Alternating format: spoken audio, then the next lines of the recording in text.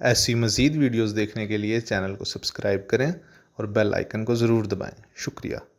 حضرت موسیٰ علیہ السلام مصر میں پیدا ہوئے۔ آپ علیہ السلام کے والد کا نام عمران تھا۔ اس وقت مصر پر فرعون کی حکومت تھی۔ ایک رات فرعون نے خواب دیکھا کہ بیت المقدس کی طرف سے ایک آگ چلی آئی اور اس نے تمام قبطیوں فرعون کے گھروں کو جلا ڈالا، جبکہ بنی اسرائیل محفوظ رہے۔ بیدار ہونے کے بعد تمام کاہنوں اور نجومیوں کو جمع کر کے اپنا خواب بیان کیا، جس کا تعبیر انہوں نے بتایا کہ بنی اسرائیل میں ایک بچہ پیدا ہوگا جو فرعون کی بادشاہت کو ختم کرے گا۔ فرعون فکرمند ہو گیا، لہذا حکم جاری کیا کہ بنی اسرائیل میں جو بھی لڑکا پیدا ہوتا ہے اسے فوراً قتل کر دیا جائے۔ تمام نومولود بچوں کو قتل کر دیا گیا، لیکن اللہ تعالیٰ جو کرتا ہے وہ ہے کر رہے گا۔ ان حالات میں حضرت موسیٰ علیہ السلام کی ولادت ہوئی۔ اللہ نے وحی کے ذریعہ موسیٰ علیہ السلام کی والدہ کو سمجھایا کہ بچہ کو ایک صندوق میں بند کر کے دریا نیل میں ڈال دے تو رنج فکر نہ کر، ہم سے اپنے پیغمبروں میں سے بنانے والے ہیں۔ صندوق پہنچتا ہوا فرعون کے محل میں پہنچا تو نوکروں نے صندوق کو لے کر آسیہ کے پاس پہنچا۔ آسیہ چونکہ بے اولاد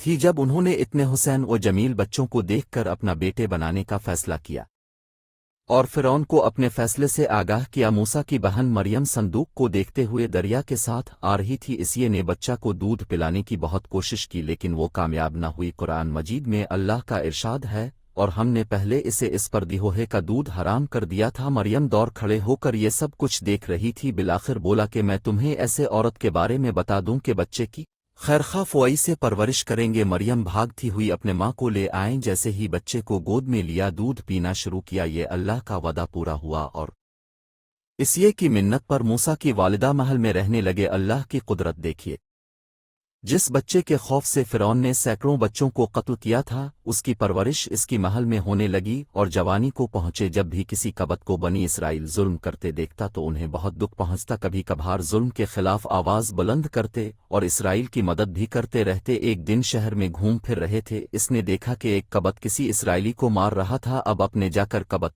کو روکنے کی کوشش کی لیکن اس نے اسرائیل کو نہ چھوڑا۔ تب آپ علیہ السلام نے قبط کو ایک مکہ مارا جس سے وہ مر گیا۔ آپ کی نیت اسے مارنے کی نہیں تھی۔ جب فرعون کو پتہ چلا تو اسے گرفتار کرنے کا حکم جاری کیا اور موسیٰ علیہ السلام وہاں سے نکل پڑے اور اپنے رب سے دعا کی کہ اے میرے رب مجھے ظالموں سے بچائے۔